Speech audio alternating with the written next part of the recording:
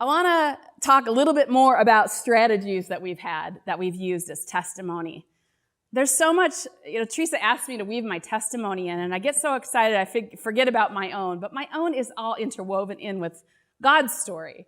And one of the things that happened early on, one of the businesses that we have is a fiscal sponsor for nonprofits that are trying to get started, and we initially named it G1 Impact.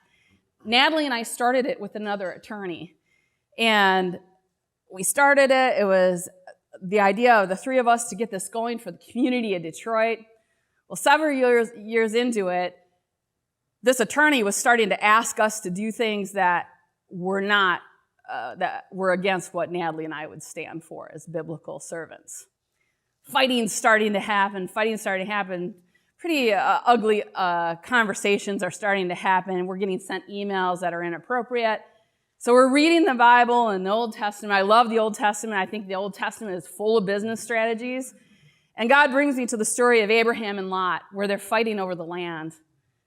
And they're fighting. Their flocks had gotten big. God had multiplied everything that they had done. And so Abraham, as the leader, went to Lot, his nephew, and said, "Hey, we're family. We shouldn't be fighting. Let's split up. Take whatever you want. Take whatever land you want." You know the story. He ended up picking what became Sodom and Gomorrah, but it was the most beautiful land there. And Abraham's like, "Great, I'll go over here." Now, I don't know how the people who were following Abraham felt about that idea. The Bible doesn't say, but you can sort of imagine if you're leading people in any way, you're like, "Yeah, we're going to go over here to the non-most beautiful place. Everyone, come on. You need some good motivational speaking there, right? Heck, you people." But anyway, so God showed me, he said, "This is what I want you to do. I want you to call the attorney up." Natalie and I crafted an email as close to the scripture in the Bible as we could.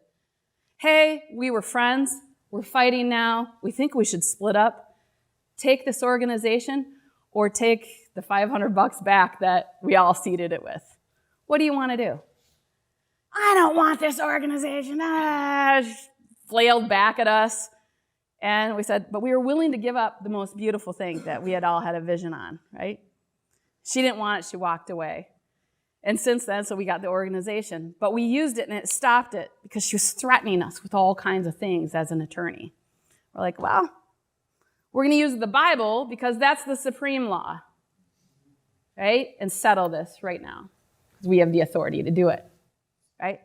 So that's an example of your authority that sometimes we forget.